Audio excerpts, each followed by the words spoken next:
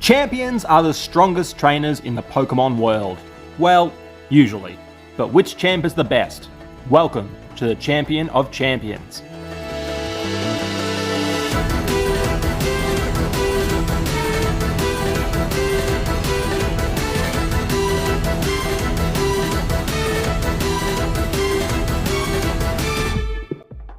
In this tournament, we have 16 trainers. Firstly, the 15 canon champions from the main series, shown here on Bulbapedia. And for number 16, I added in N, who beat a champion canonically in black and white. But then, Alola isn't represented, and Trace, well, let's be honest, he's a pretender. Pretty much Blue's poorer cousin. So in his place, I added Kukui, who is objectively stronger than Hau, and would have been a deserving champion if Alola had an established league. For this tournament to work, I've had to make a few decisions.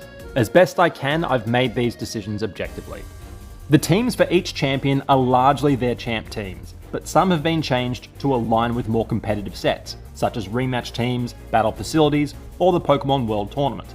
For instance, Red and Blue have Pokémon from their Battle Tree teams in Alola. Other champions like Lance, Steven, Wallace, Alder have their PWT teams.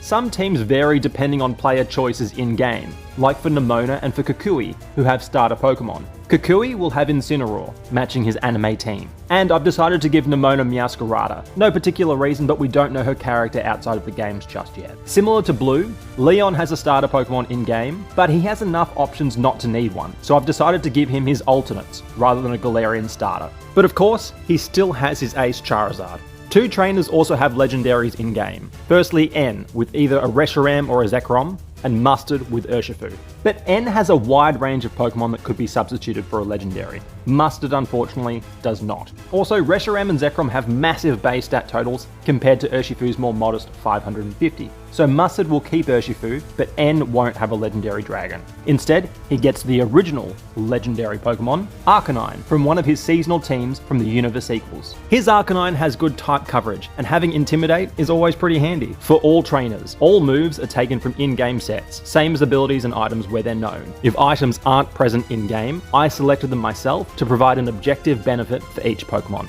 To level the playing field, only one gimmick is allowed, and that's Terastallization. For me, Terra is the most balanced of the generational gimmicks, so it was a no-brainer to include. Every Pokemon has a Terra type. For type specialists like Lance and for Wallace, it will always be their specialist type. For diverse teams, it will be each Pokemon's primary type. Like in-game, the AI is locked to using Terastallization on the last Pokemon standing, but it is not locked to the team's ace, just whichever Pokemon is left at the end. And speaking of the AI, if you haven't seen my videos before, I use two instances of an identical AI to pit Pokemon teams against each other. The AI usually does a pretty good job, but sometimes it makes questionable decisions. That said, the AI is constantly learning and bases all of its decisions on a combination of best impact together with the expected action of the opposing AI. I've done this in several tournaments before, including one with more than 100 trainers, the Pokemon Villains, and even the NFL. But this time, it's champions. And for this tournament, I don't just want to find a winner, I want to rank these trainers from 1 to 16, so it's not purely a knockout cup. The rankings will be a little bit rough, only because of the short length of this cup, which will have 48 battles in total. Even still, we'll get a pretty strong indication of each trainer's strength.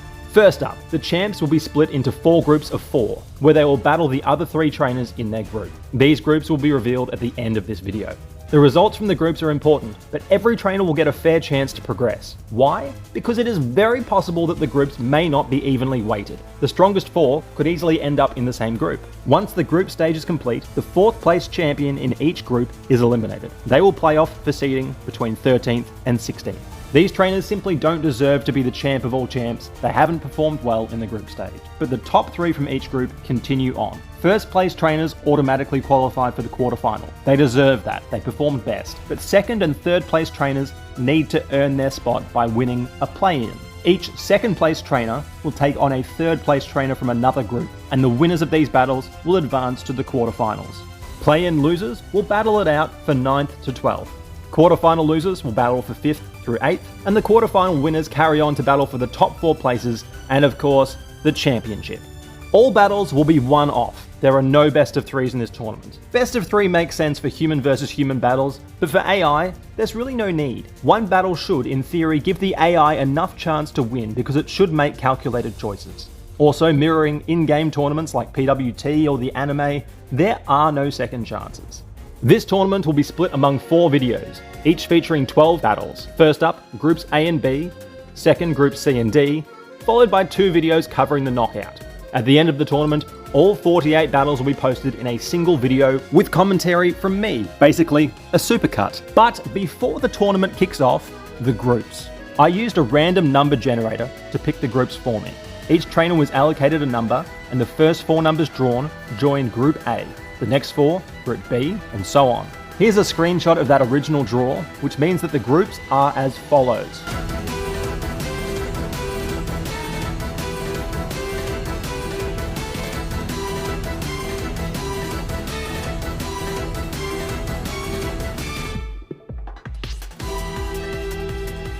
And with that, I'll see you for the first battles tomorrow.